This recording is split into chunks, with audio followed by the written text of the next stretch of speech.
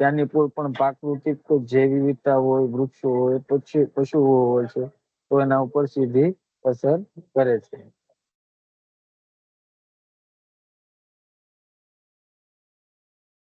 હવે એક મહત્વનું ફેક્ટ છે, CIBRC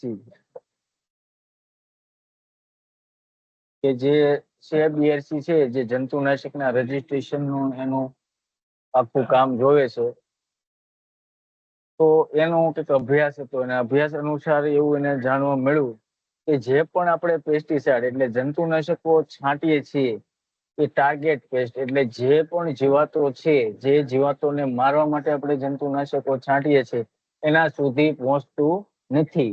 એનો અભ્યાસ એવું કે છે કે 0.1% થી 1% જેટલું જંતુનાશક વાસ્તવમાં જે તે જીવાતો સુધી પહોંચે છે.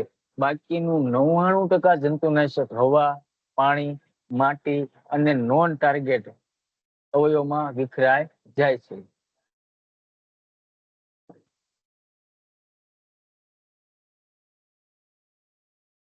અને છેલ્લે આપણે સમજીએ કે આ જે ડેટા રહ્યો 2023-24 નો ડેટા છે અને CIBRC ની જે વેબસાઇટ છે એમાંથી લેવામાં આવ્યો છે કે 2023-24 માં કેમિકલ પેસ્ટિસાઇડ વાપરતા સૌથી વધુ વપરાશ કરતા સ્ટેટ અથવા રાજ્યો કયા? તો એમાં જોઈએ પેલું Andhra Pradesh 1828 ton, Gujarat 1835 ton, Karnataka 1830 ton, Bihar 995 ton, Kerala 529 ton. અને જે આ જે રેશિયો છે 2017 થી વધ્યો છે.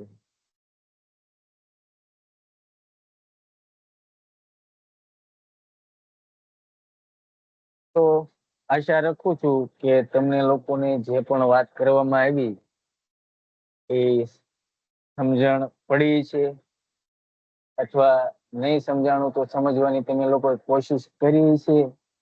હું કાંઈ મોટો ટ્રેનર નથી. હું ગમે તે ટ્રેનિંગ હોય ત્યારે હંમેશા તમને લોકોને હું કહું છું કે મારું જેટલું નોલેજ છે એ નોલેજ પ્રમાણે હું તમને મારું જે કાંઈ ઇનપુટ આપવાનું છે આપવાની ટ્રાય કરું છું. તમને પ્રશ્નો થતા હશે, વ્યાજબી વાત છે, પણ અમુક પ્રકારના વિષયો મને કદાચ ન પણ ફાવતા હોય અને મારી બોલવાની શૈલી, પ્રેઝન્ટેશન કરવાની શૈલી બીજા લોકો જેવી ન પણ હોય. બધા રીતે પૂરેપૂરા હોય એવું શક્ય નથી. એટલે અમુક સમય એવું નથી તમને કોઈ લોકોને ઉતારી પાડવા, તમને પ્રશ્ન થાય સહજ, સ્વાભાવિક છે, પણ અમુક વસ્તુ નોટ ડાઉન કરી રાખો. એવું તમને લોકોને ખ્યાલ છે કે અહીંયા કોઈ પણ મેનેજર છે, 12 PU મેનેજર માંથી કોઈ પણ વ્યક્તિ BSc એગ્રી નથી અથવા તો MSc એગ્રી નથી. તો અમુક પ્રકારના જે પણ પ્રશ્નો છે એને ન આવડતા,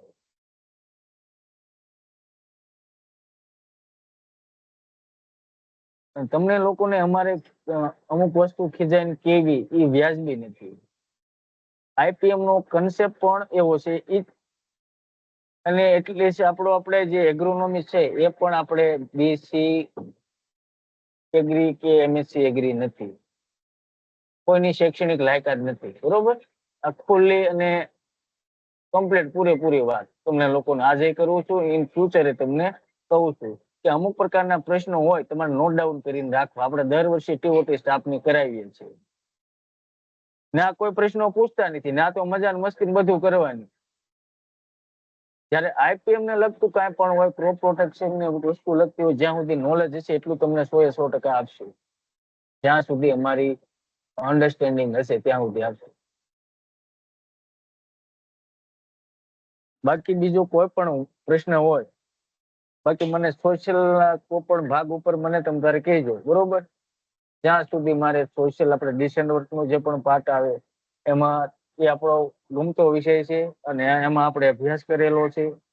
એ પ્રશ્ન પૂછશો ચોક્કસથી એનો તમને પ્રોપર ગુણવત્તાયુક્ત જવાબ આપીશું. પણ અમુક સમયે અમુક વસ્તુને ધ્યાનમાં રાખશું અને વ્યવસ્થિત તમારે સહયોગ આપવાનો છે. હવે આપણે પ્રશ્નોત્તરી શરૂ કરીએ. અહીંયા બધાના નામ બોલીશ.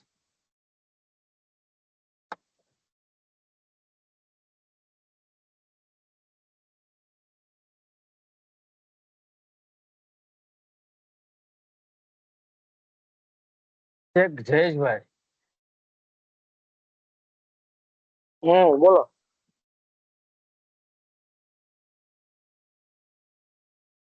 જંતુનાશકના ગ્રુપ જેટલા આપણે સમજ્યા ને એ થોડાક રજૂઆત કરો. આમાં પેલું ઓર્ગેનો ફોસ્ફેટ, ઓકે. બીજું કાર્બામેટ, કાર્બન, ત્રીજું ઓકે. ત્રીજું પાયરેથ્રોઇડ અને સિન્થેટિક પાયરેથ્રોઇડ બોલો. અને ચોથું નિયોનિકોટિનોઇડ અને પાંચમું ઓક્ઝિડાઇઝ અને છઠ્ઠું સ્પાઇનોસિન અને એવરમેક કીટનાશક અને ઇન્સેક્ટ ગ્રોથ અને ફ્યુમિગેન્ટ્સ અને જૈવિક જંતુનાશકો. ઓકે, વેરી ગુડ જયેશભાઈ. ઓકે, 2-3 મિત્રો પાસેથી જ આપણે પ્રશ્નોત્તરી કરવી છે. મતલબ તમે લોકોએ નોટ ડાઉન તેમ બધું કર્યું છે એ બધું જોવું છે થોડુંક વ્યવસ્થિત.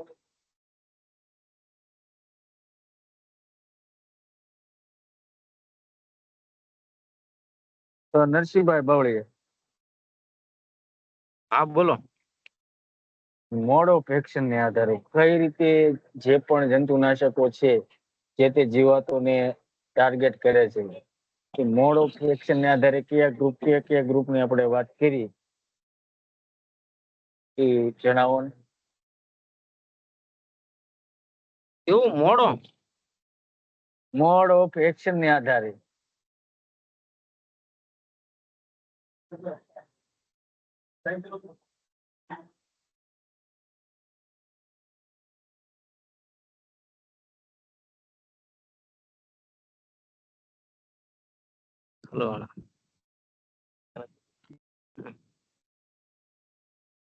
બરોડિયા મેહુલભાઈ.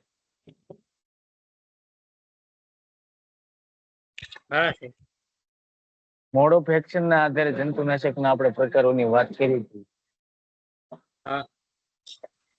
સંપર્ક જંતુનાશકો, પેટમાં અસર કરનારા, સિસ્ટમેટિક, ગેસ ઉત્પન્ન કરનારા, વિશિષ્ટ અને વિશાળ વ્યાપ ધરાવતા. ઓકે, વેરી ગુડ, ખૂબ સરસ.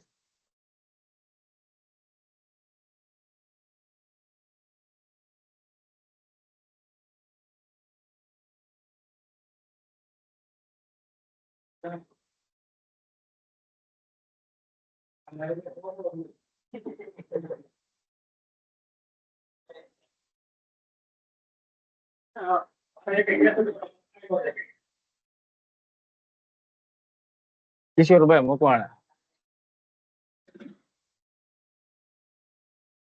હા સાહેબ. એ અત્યારના સમયે આપણે ખેડૂતો છે જંતુનાશકનો આડેધડ ઉપયોગ કરે છે. તો આડેધડ ઉપયોગ દિન પ્રતિદિન આપણે જોઈએ છે કે જંતુનાશકનો વધુ પડતો ઉપયોગ થાય છે. એની પાછળના કારણો કયા પ્રકારના હોઈ શકે અથવા આપણે વાત શી કરું?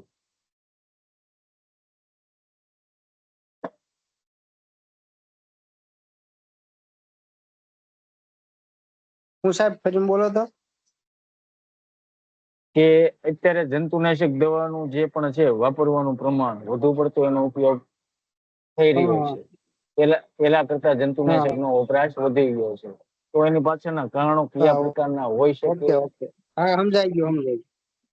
એમાં એવું હોય સાહેબ કે ખેડૂતોને જ્ઞાન અને જાગૃતિનો અભાવ હોય છે.